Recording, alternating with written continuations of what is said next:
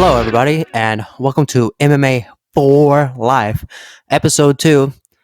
Today, we're going to be breaking down UFC Fight Night Smith versus Teixeira, but before we get started, I wanted to talk about some things. So, first, you guys know I'm a professional wrestling fan, and a wrestler died this past week. Shad Gaspard was found. He drowned whenever he was out swimming with his son. I want to give my respects to him. I remember watching him when I was a kid, and always really liked him. And be praying for his family. And yeah, next thing I want to talk about is John Jones saying that he is wanted to challenge Francis Ngannou. Funny, I knew this would happen. The second I say he wouldn't want to do that, and then he goes out and does it. And that's a big mistake by him, but I just wanted to talk about it just for a little bit, just because can't believe he did that, and I really don't think he's going to win that fight, but it'll be interesting to see where it goes. Third thing I wanted to say is that our podcast is now on iTunes and is also on Spotify, YouTube, and many other places, including Google Podcasts. So, guys, we're everywhere, and subscribe on iTunes and YouTube and everywhere you can, because this podcast is going to be really good. I'm going to be doing it for a really long time, I think. And thank you for listening, and I hope you enjoy the show. All right, guys, let's get into it. Smith versus Teixeira. And we're starting with the prelims again, because I want to do every single fight. So the first fight we had was Chase Sherman versus Ike Villanueva. I was thinking earlier that it reminded me of Vanilla Wafers, this guy. But round one, slow start from both guys, but then Sherman came out and was dominated with kicks and stuff. Punches from Ike and really decent strikes from both guys, but then Sherman took over in the second round, and Ike got hit by a big knee, and Sherman took over and eventually got the finish. But I was really impressed with Sherman here. For those of you who don't know, that he got released by the UFC, and then he just now got hired back, and this was his first fight. And I was really impressed, because I think he's on a 4-fight win streak, something like that. But yeah, big win for him, because he didn't do great the last time he was in the UFC. And I haven't really heard much about him. I think he has a couple fights in the UFC, maybe. But yeah, a big win from Chase Sherman. I really like his style, the way he was flowing, just putting in smooth transitions between his shots, and he was picking his shots nice. Landed that big knee there at the end, and it was a good fight overall. Nice, fast paced, really better than some of the other fights we'll get into. And really impressed with him. And yeah, this is his fourth fight that he's won in a row. That's Chase Sherman. But really good, impressive performance overall. And Isaac Villanueva actually doesn't even have a Wikipedia page whenever I looked him up. So yeah, I'm assuming he probably has one fight in the UFC, maybe a couple. I don't know. But generally, whenever they don't have a Wikipedia page, they haven't fought that much. And so Hurricane Ike got beat up pretty bad. 16-10 in the not in the UFC, but his MMA career. But Sherman was just putting the combos in nice, and a elbow there at the end too, and controlled the distance really well. Just pushed the pace. Ike just needed to get in closer. Sherman is called the Vanilla Gorilla for a reason. He's got the reach. He's got the distance. I just need to get in, tie him up, and go for the clinch and stuff. Because when you've got a person that's so long like that, you can't just try to stand and bang with him. You've got to get in. You've got to push, and then get some dirty bossing in there.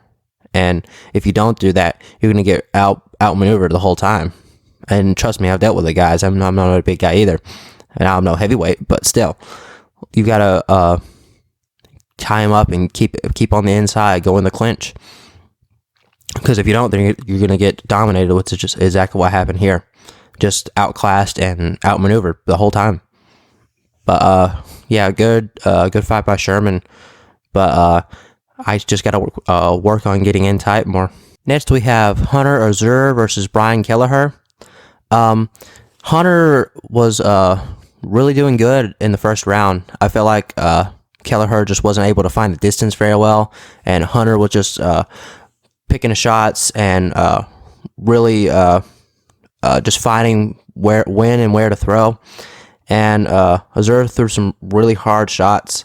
And Kelleher has some nice kicks, but overall that first round, it really seemed to be going Azur's way, just because Kelleher, I think he was just a little stiff. Maybe it was one of those things where, like, if you're not really getting warmed up in the back, guys, it's going to be hard to go out there and really put on the pressure, like going off. And I think that's what a lot of these guys have trouble with, is not getting off the fast start and really starting slow. But Azur was doing a pretty good job up until that second round, and then Azur got hit by a big right hand, and then Azur tried to throw some leg kicks and stuff, and then Azur had some really good boxing too. He looked really nice as far as that goes.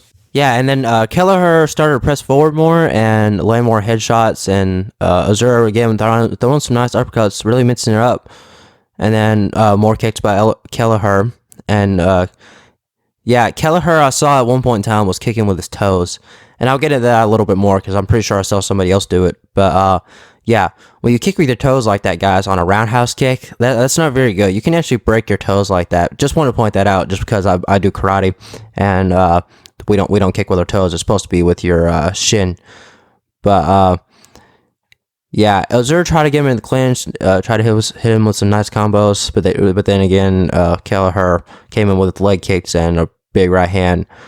Azur then he threw a leg kick and dropped his hands, and then he didn't get his hand back fast enough whenever Kelleher threw the last shot.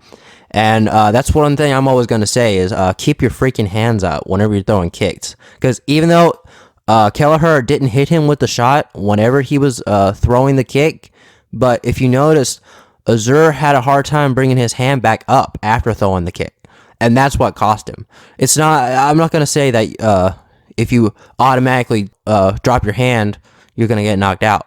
But if you notice here, he just didn't have enough time to bring it back up. And even in karate, like, a lot of people keep their hands on and stuff. I tell them, like, that's wrong. Like, you're going to get knocked out on the street. And that's exactly what happened here. Azur was doing really good, and then dropped his hand on one of his kicks, and then Kelleher noticed, and then before he could even get it back up, he had already hit him with a hook and knocked him out. And all it takes is a split second of you not keeping your hands up, not doing what you're supposed to do, and getting hurt. And I hope Azur goes back and looks at it and says, hey, I've got to keep my hands up more. Whenever I threw the lead leg kick, I dropped my left hand and then got knocked out. Because if he doesn't, then the same thing's going to happen. He's going to get caught again. He's going to be doing really good in another fight, and then drop his hand and then get hit. And even in karate, I tell people all the time, keep your hands up, keep your hands up, keep your hands up, because that's how important it is. Defense is one of the most important things you can learn as far as self-defense goes in any martial art.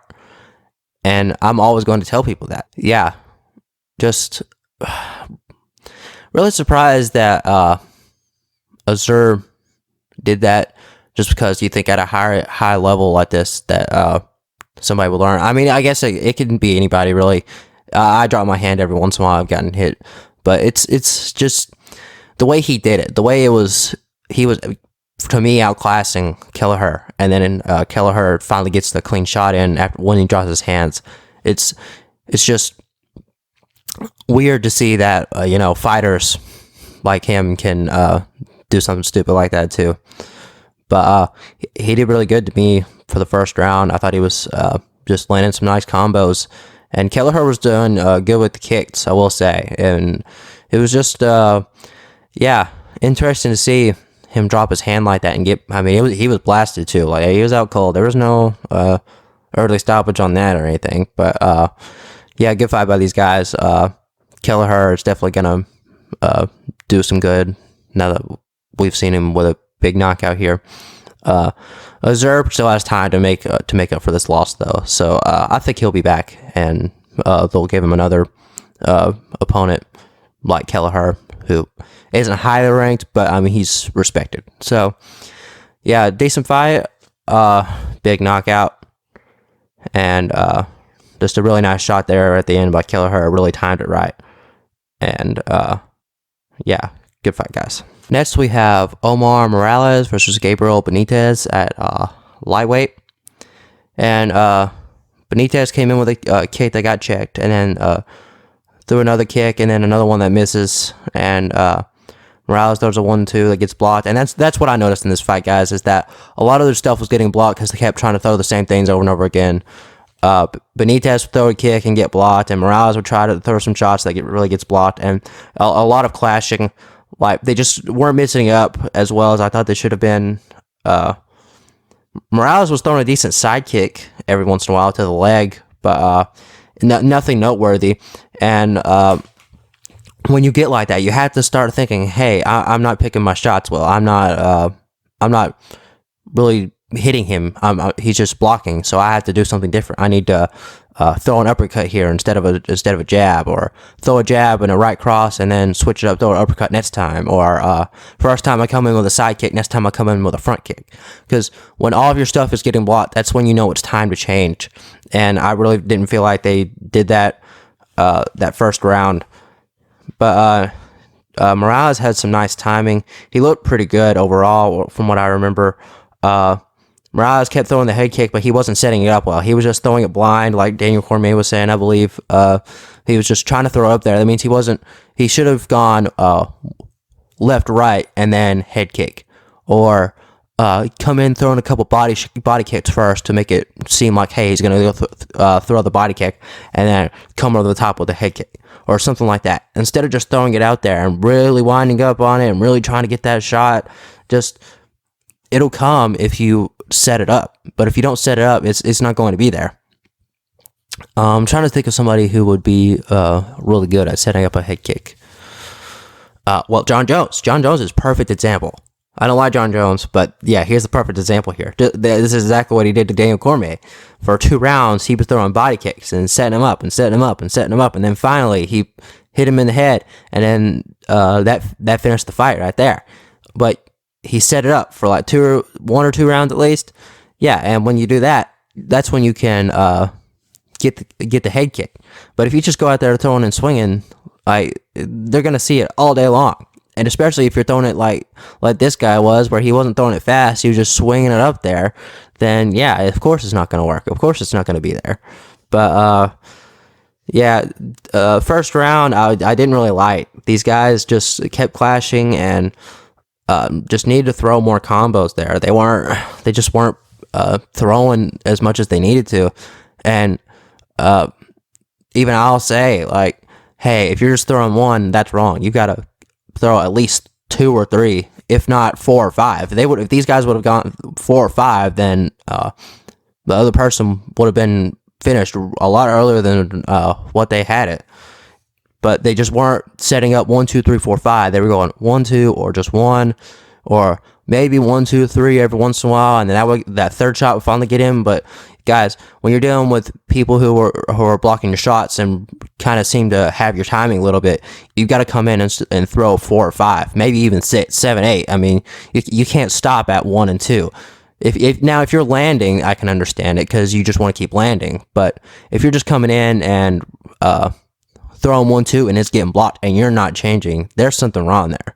And that's part of the problem I have with this fight. Yeah, close round that first round, but needed more combos. And then second round, again, leg kick by Benitez, left right by Morales, nice body kick by Morales, nice shots by both guys, really. And then again, Morales keeps throwing that side kick, but he would never follow it up. He would just throw the side kick to the leg and then not throw a jab off of it. If he would have thrown a jab off of it or a hook or something, like it would have been a lot better. He probably could have hurt him more. But yeah, it was a really close fight overall. A lot closer than the scorecards indicated. I don't remember what they had it at. I think it was 29-28 maybe. 30-27, 29-28, 29-28. Omar Morales, and it was a pretty decent showing by him, but I did not have it 30-27 for him. I think I had it 29-28 for him. But either way, it was close. And it wouldn't have been that close if he just would have thrown more combos or set it up better. And same thing for Benitez. He just wasn't throwing enough and just wasn't setting it up well. They were both coming in. They were clashing is what I call it. So when two guys come in and they keep throwing the same thing and they just clash together, they're not really landing anything. They're just throwing and clashing, throwing and clashing, throwing and clashing. Move a little bit, come in and throwing and clashing. And that's what happens when you don't set up your combos well. That's what happens when you're not picking your shots well. And when I mean picking your shots, I mean like saying, hey, he's open here, so I'm going to hit him here. Or he's not open here, but I want to land this shot, so I'm going to throw one to the head, and then I'm going to throw one to the body, and then I'm going to come back up to one with the head. Or I'm going to throw a kick to get him to drop his hands, and then I'm going to come over the top with a 1-2. Or I'm going to throw this leg kick so I can come over the top, and then I'm going to hit him in the body. And then the next time I'm going to come back over the top with the head. And then set it up from there. But if you're not picking shots, if you're just going there, okay, I'm going to throw this jab, I'm going to keep throwing it, and hope it lands. I've got a head kick, I'll throw it every once in a while, and hope it lands. Not setting it up and saying, this is what I'm going to do, this is how I'm going to do it. You've got to have a game plan when you go in there.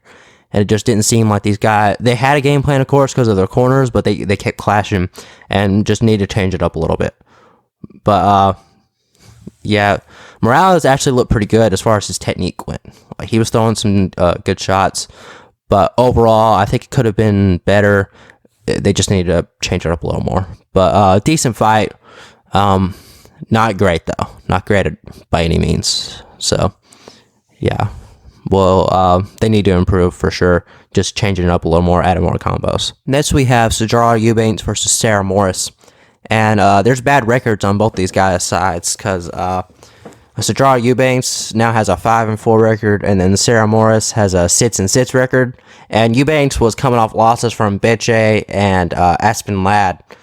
But she looked pretty good here, actually. I thought this was much better for her as far as the weight goes.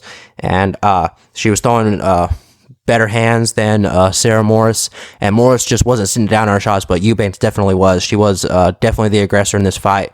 I don't know, it's because the weight changed and then she just seemed bigger to me, but she looked really good overall.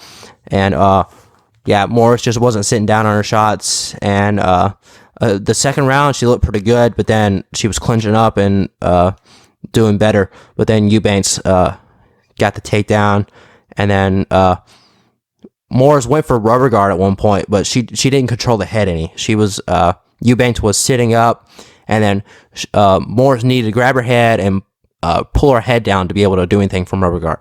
For those of you who don't know what rubber guard is, it's a guard from the guard, of course.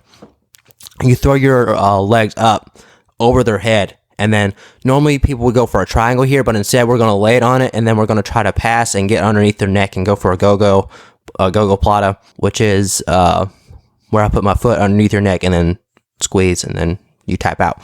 Or you can go for an omoplata, where you trap the arm from there, and then you roll, and then it's kind of like a Kimura with their legs. But yeah, she didn't do either one of those because she didn't trap the head good. She didn't get her head down. Her posture was still up. And that's the thing. When you don't have their posture down, you're never going to be able to get rubber guard. Rubber guard has to be done when their posture is down. I like it because whenever I did jiu-jitsu, I did it in white belts, and white belts automatically put both their hands on the mat most of the time. And so when they would do that, I'd be like, oh, yes, present for me. But yeah, Eubanks did a good job defending rubber guard here, keeping her posture up. But all Morris had to do was break her head down a little more, pull it down or something. Gable grip behind it maybe, and then try to pull it down. I don't know. Or just put your foot on the other side of the hip. Just try to break her a little bit instead of just throwing your legs up there and not really breaking her posture down. Because when you don't break her posture down, this is what happens. You get your guard passed, and then she moves to side control. And Morris, I thought, was winning that second round, but then ended up getting taken down and stuff, so that lost it for her. And Eubanks, like I said, looked good that first and second round, striking pretty good, and then finally got the takedown. And then the last round, again, Eubanks controlled it really well. Just pushing her up against the cage, really controlling the round. big right hands. And Morris tried to throw back, but then again, by that time, it was too late. And then Eubanks got her in the crucifix there at one point. Crucifix is when you're in side control and then you trap the arm, and she was trying to throw elbows and stuff. Eubanks just looked really well, guys. She just, everything was good for her on this night. And just doing a good job striking. And then once she was getting outstruck, she took her down and won the fight pretty clean. Judges had a 30-27, 30-27, 30-26. I didn't think any of those rounds was a 10-8. Again, the judges were just kind of weird. Anytime they're in Florida, I guess. I don't know. Because the last time they were in Florida, this past week, it was weird. And then now they're in Florida, and it's weird, 30-26. I just didn't think any of those warranted a 10-8. But, good job by Eubanks here. And Morris just has a lot to work on, sitting down on her shots and deciding where she wants the fight to go, rather than having Eubanks lead the fight the entire time. Eubanks just led it the whole time, and she was going where she wanted to go. Morris wasn't picking where the fight was going. Eubanks was, and that's going to be your difference whenever you're finding a really mature fighter. They're gonna choose where they want to go. Hey, I want to tie it up, so I'm gonna get in there. I'm gonna tie it up, or I want to keep the distance, so I'm not gonna let them touch me. And that's what Eubanks was doing here. Whenever she wanted to tie it up, she tied it up. Whenever she wanted to keep distance, she kept distance. Whenever she went for the takedown, she got the takedown. It was just really good, really impressive, and I enjoyed it a lot. She did very well here, and Morris just has more to work on. Now we move on to the main card, and the first fight was Michael Johnson versus Thiago Moises. And Johnson looked really good this first round. He was coming off a couple losses, and Moises was coming off a loss, so both these guys needed the win. Johnson was actually the last guy to beat Tony Ferguson before Justin Gaethje, and he's actually beaten some really, really good people. He also beat Dustin Poirier, and that's a big win for Johnson. He always does really well, but then he does what he did here, which I'll get into that. He came off really well. Johnson landed body shots, and then good takedown defense, and then throwing lefts, and Moises was getting all of his stuff blocked, but then Johnson was landing a body kick and nice shots, and then kept going, putting the pace and putting the pressure on, and then catching him with more lefts and body kicks. I mean, he was just putting on the real pressure really nice, and just Moises just kept backing up and getting put against the cage, and Johnson was just throwing really nice shots. And a lot of the times that's what will happen. Johnson will start off throwing really nice shots, but then end up getting caught with something, or his cardio will be bad, and then he'll end up losing like he did with Justin Gaethje. He'll get tired, and then in the first round, and then the second round come out and be so tired that he doesn't know what to do anymore, and then Gaethje finally came over the top and hit him with the knee, and then finally got him down and beat him. That wasn't exactly what happened here, but he looked really good the first round, and then Moises tried to take it to the ground and then switched to the leg lock and then gets the tap. It was a crazy comeback because Moises looked really bad that first round because he was just not able to take the pressure, and then comes in the second round and gets the ankle lock, and I feel so bad for Michael Johnson because I know he wanted to win here, and then Moises comes in and really steals it from him, honestly. And Moises has got to work on his striking for sure, because it was really bad that first round. Michael Johnson was just picking him apart, and then he came back. One of the craziest comebacks I've ever seen, really, just because I've never seen somebody just get dominated in one round and then come back and get a leg lock the next round. Really crazy. But Moises looked really good as far as the leg locks go. He was throwing some kicks and stuff, but they just weren't landing. But pretty crazy comeback, and just feel really bad for Michael Johnson. Just, he's had really big wins, and then to lose like this again, it's just really bad. Really, really bad. But Moises just needs to work on his striking, and then Johnson just got caught here, in my opinion. Just didn't really know what to do with it. But good fight though. I enjoyed it just because how crazy of a comeback that was. Now we move on to Andrei Arlovski versus Felipe Lins. For those of you who don't know, Andrei Arlovski is a former UFC heavyweight champion, has a win over Tim Sylvia, and one of the pioneers for the heavyweight division, really. I know Dana doesn't like to talk about that era of MMA very much, but I actually really liked Andrei Arlovski and still do. And he looked really good here. Lins used to fight in Bellator or Bellasnor because it puts me to sleep because I don't like it that much. But yeah. And he also had some wins in the Professional Fight League, PFL, for those of you who don't know that. But yeah, Felipe, this is his UFC debut. And then it was a slow start at first, but then Andre landed a leg kick. Felipe with a lead hand to the body, which is never good. And before we move on, I just wanted to talk about the lead hand to the body a little bit, just because I saw it a couple times tonight, and this is the first time I was remembering it. But yeah, the reason why I don't like lead hands to the body is because when you throw your lead hand to the body, let's say I throw a left hand to the body and my left side is forward. When I do that, my head is wide open. And for point fighting like I do, some people say, oh, lead hands to the body, they should cut as a point because, yeah, it's still a point. But the fact is that in the real world, if I throw a lead hand to the body, I'm going to get hit over the top here. And if that person knows what they're doing, I'm going to get hit with a right hook and get knocked to oblivion. For example, Chuck Liddell versus Rashad Evans. Chuck likes to throw this lead hook to the body without setting it up and then come over with a right hand. Well, in between that, Rashad Evans decided that he was going to throw a right hook to the face and then obliterated Chuck Liddell. And Chuck Liddell was never the same since that fight and still has not won a fight since that fight. So, yeah. Take my advice, guys. Don't throw these lead hands to the body, okay? That's how you get hurt. And, yeah. Sorry to go off on a tangent there, but I just felt like I really need to say that. Now, Arlovski, again, like I said, looking really good here. And then comes forward with strides.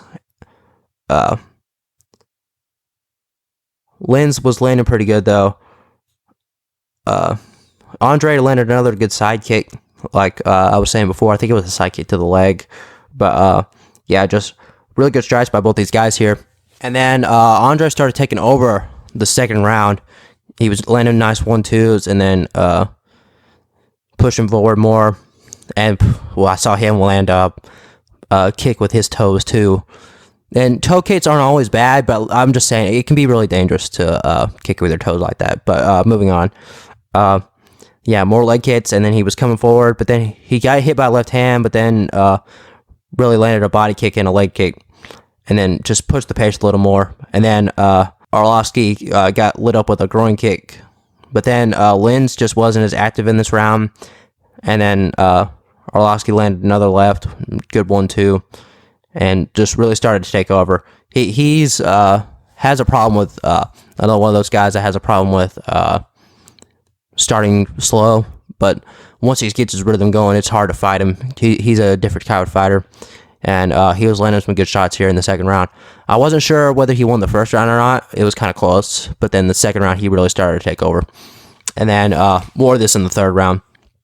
He landed good kicks, and then Lins just wasn't getting as close as he needed to. And then another nice right by Arlovski, and then big body kicks, and Lins was losing because he was getting cut on the outside. He was Arlovski was staying away from him, and then Lins wasn't able to come in and get his shots, which was a good job by Arlovski by keeping the distance and keeping the pressure off of him and coming forward more. But like I said, good shots by both guys, really. But Arlovski was just the more active fighter and landed more and really put on the pressure. I had it 29-28, Arlovski, but they had it 30-27, 30-27, then 29-28. But yeah, good showing by him, really. And Andre is one of those unique fighters that was able to stay in for a long time. But yeah, he's done it for a really, really long time fighting, and you got to wonder how much longer he actually wants to do this, just because he's getting up there in age. And it'll be interesting to see where he goes from here. But this is a good win for him. That second and third round, he really put it on and really put the pressure on and was keeping on the outside very well. And yeah, just good by him. Linz just slowed down. He was putting the pressure on early, but then Arlovski just did better with his kicks and stuff. And it just seemed like Linz got a little more tired. But he did fairly well that first round. But yeah, good job from Arlovski. Now we move on to Ray Borg versus Ricky Simón. And both these guys are actually most popular for who they've lost to, because Ricky Simón lost to Uriah Faber, and then Ray Borg lost to Demetrius Johnson, who's one of the best of all time, of course. But Simón came out with good strides and nice leg kicks and nice hooks, and then Borg was countering pretty good, but he just wasn't getting the first strikes. And then Simón, sorry, not Simon. Simón took his back, but then Borg kept getting up. Tried for a guillotine, but then Simon got out really easily. And then Borg landed some nice shots, but then again, with that takedown, most likely the judges were just going to call it for Simón anyway. But yeah, Simón threw a nice jab, more body shots, and then Borg was throwing back, but just wasn't throwing as much as Simón. And then Simón took his back again and got another takedown. And then Borg got back to side control and then got back to guard and was landing shots from the bottom. But Simón easily won that round just because of the couple takedowns and taking his back. But he looked really good. And then moving on to the second round, more nice shots by Simón, and then body shots by Borg, and nice kicks by Simón. And then Borg tried to get in on the inside, but then got reversed and hit with a big knee. And then Simón landed another takedown. And then Borg just kept getting back up. And then Simón with more strikes. And then he got hit with a spinning back elbow, which was nice. But Borg just wasn't throwing enough. If you're not as active, the judges are not going to give you the win if you're landing all your strikes, but you're only throwing like 5 or 6 strikes around. I mean, it was more than that, but still, you know what I mean. Simón just was more active and was getting the takedowns and was trying to take his back. But the one problem I had with Simón was the fact that he wasn't getting the seatbelt. What I mean by that, when you take the back, you need to have your arm over the shoulder and then one arm underneath the armpit and grab it. If you don't do that, they can shove you off. Demetrius Johnson is really good about that. He's really good at getting the seatbelt and then hanging on to the back and not letting you get up. But Simón wasn't doing that here. He was getting the takedown, getting the back, wasn't getting the seatbelt, was still going for the body lock, which is both hands on the hips. And when he did that, Borg was just able to get back up. And that's not what you want when you're on the back. The back is one of the most dominant positions ever. Back in the day, if somebody got your back, the fight was over. And that's still true most of the time. But, yeah, Simón just wasn't able to get the hooks in and didn't do a good job of staying on top of him. But more of the same in the third round. Simón comes out swinging, but then Borg counters. And then Simón looked slower, but then Borg was landing good body shots. And then starting to throw a little more. And a good uppercut, but then got taken down. And then Simón ends up in side control and tries to take the back, but then Borg was really slick here and then got out. And then Borg again going for the guillotine, but then Simón goes for the takedown, pushes him up against the fence, and then landed a big elbow. And then both guys kept throwing. Borg lands some shots, but a little bit too late though. 30-27 for me for Simón, but then they gave it a 29-28 split for Borg. And I don't know how you could think that Borg won those first 2 rounds. He didn't get a takedown and got taken down multiple times, got his back taken, was doing better on the striking, but wasn't putting the pressure forward. So I don't know how in the world you score that for Borg. I could see 29-28 Borg maybe because that third round was closer, but those first 2 rounds, guys, that wasn't close. these judges just really don't have a clue. And for those of you who don't know, the way MMA judging works, these are not ex-fighters that are judging. These are not people who have actually fought. These are boxing judges who get paid by commissions. So they don't really know how to judge a UFC fight. They don't know how to judge. They don't know how to judge an MMA fight. They don't know how to judge a boxing match. They say they're trained, but I doubt these guys have ever actually taken MMA, or they've actually taken like some type of martial art. And that's something that needs to change. And it showed with this fight. 29-28 Borg, that's nuts. That's crazy. Can't believe that even happened. Shouldn't have happened. 30-27 Simone for me, or 29-28 Simone. But either way, Simone won this fight really cleanly. And he did a good job of taking the back, getting the takedowns. Borg was efficient with his strides, but needed to throw more. But other than that, he looked really well too. Good win by Simone here. Glad he won. Would have been crazy if he had lost. Next we have Alexander Hernandez and Drew Dober. Hernandez is another one of those guys that's more famous for who he's lost to. He lost to Cowboy Cerrone at one point. He came off with some quick combos, throwing a front kick, and then Dober landed a leg kick. Hernandez threw a body kick too, and another body kick, but then he got a takedown. But Dober did a good job getting back up and getting against the cage, and then more nice shots and just good strikes by both guys. And then Hernandez landed more kicks and more shots by Dober. And Dober kept really pushing forward. And a right by Hernandez and body kicks. But the difference between this fight and a lot of these fights that I've been watching is that these guys were really out here to fight. They weren't slow. They came off really quickly and were pushing it the second they got out there. And that's going to be your difference between guys who really want to be there and those who are fighting for a paycheck. Now, I'm not saying that all the guys who are slow are fighting for a paycheck. Don't get me wrong. I'm not trying to say that. But you could tell these guys really wanted it. They really wanted to come out here and just slug down, throw down. And a lot of times you don't see that just because guys like to start really slow. They like to get in rhythm or whatever. But these guys did a good job of entertaining me as far as that goes, just because they didn't start slow. They came in and they just came out swinging, and it was really good. I thought Dober landed the better strikes that round just because he was sitting down on them more. But close round, good by both guys, really. And then Dober was just pushing forward more. But yeah, like I said, good round. And then the second round, kick by Hernandez, got poked by Dober in the eye. And then Dober pushed Hernandez forward, but and lands a good shot. Another good shot, but then good kick by Hernandez. Lands more jabs, but Dober kept pushing forward, kept pushing and kept pushing. And that's going to be the difference in a fight, is when a guy's pushing forward, keeping the pressure, and cutting you off. That's going to determine who the winner is. Hernandez was landing good shots too. Dober finally just kept putting on too much pressure and then got the knockdown. Then Hernandez landed this good takedown. Couldn't believe that he did it.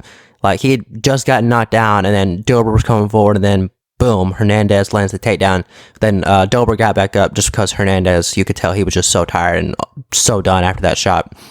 And then once Dober got back up, he really started pushing forward, and then almost gets taken down again, which was really crazy. It's just nuts that Hernandez was able to almost take him down like that.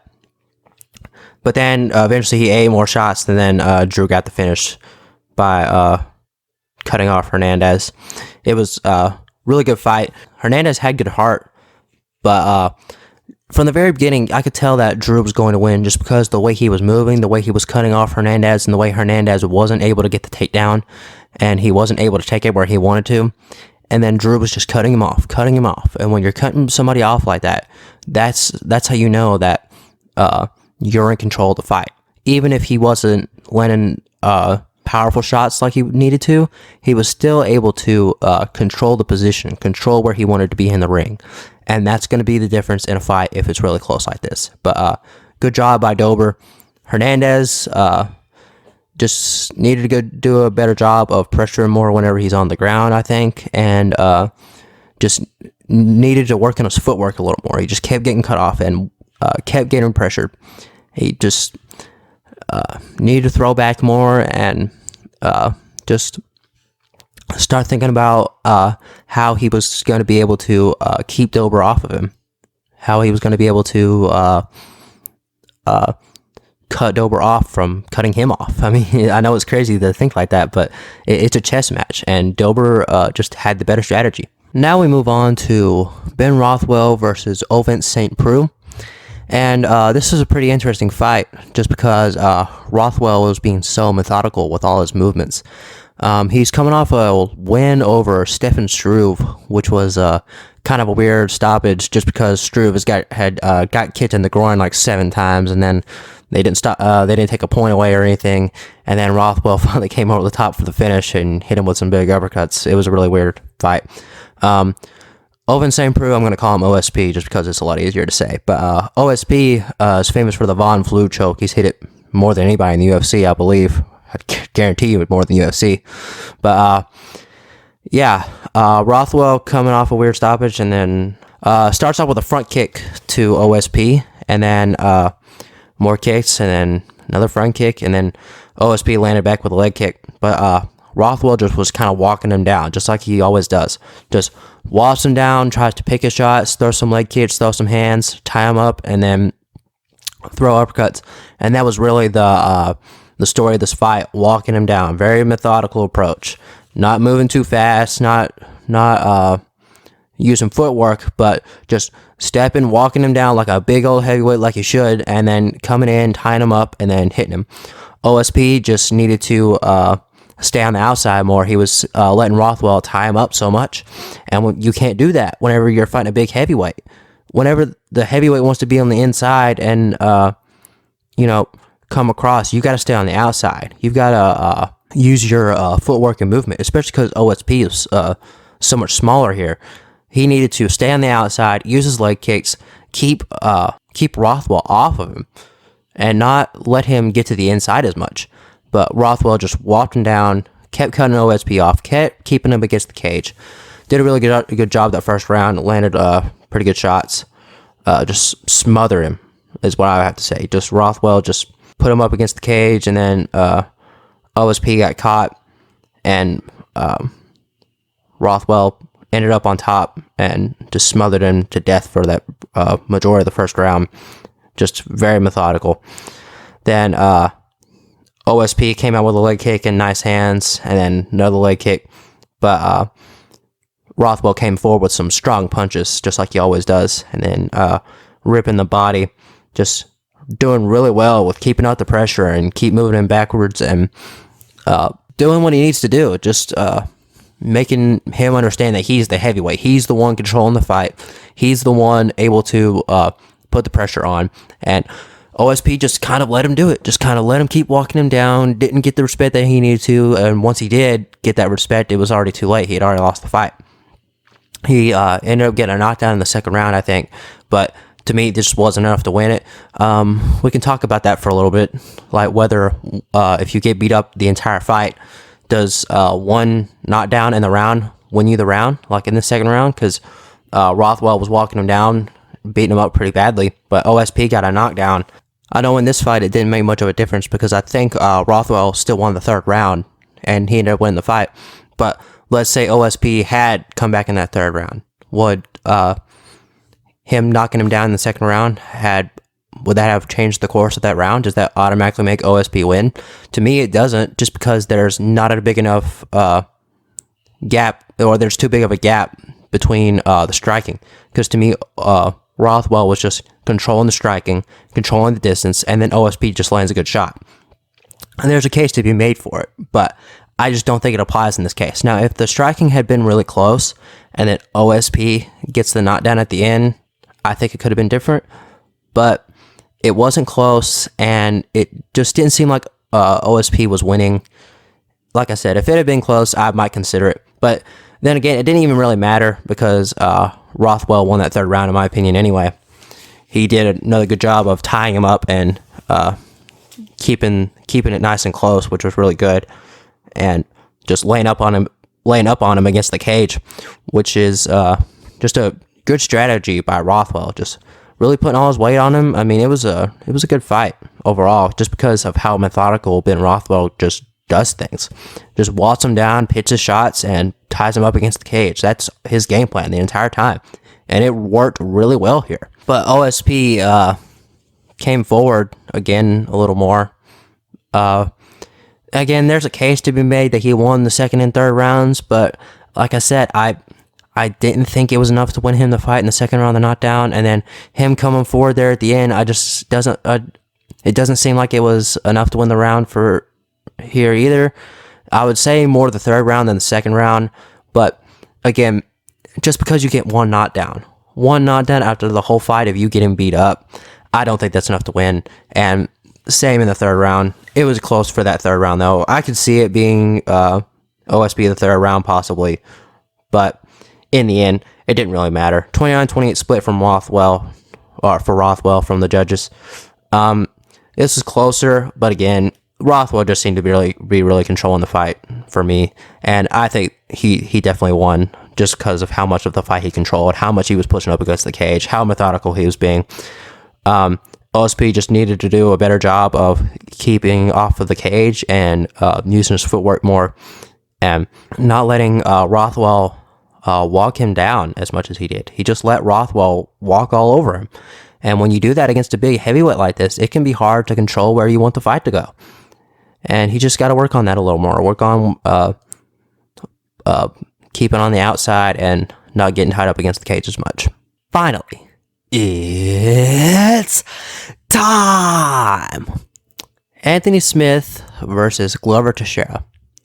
Smith came out really strong here, guys. Really, really strong.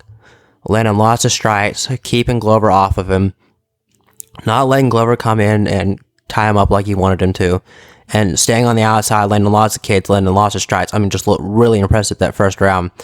But Cormier was pointing it out that the corner was just going berserk over there, which I didn't even realize. And then he said the way the corner acts is the way that the fighter is going to act. And it just seemed like Smith just wasted so much energy at that first round that by the time he got to the second and then the third and the fourth round, that he just didn't have the cardio in him.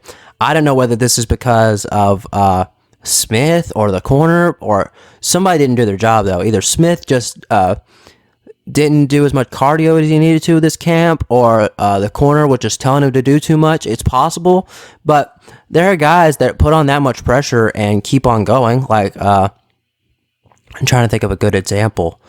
I mean, Cruz has thrown that much and kept on going. Same with Frankie Edgar.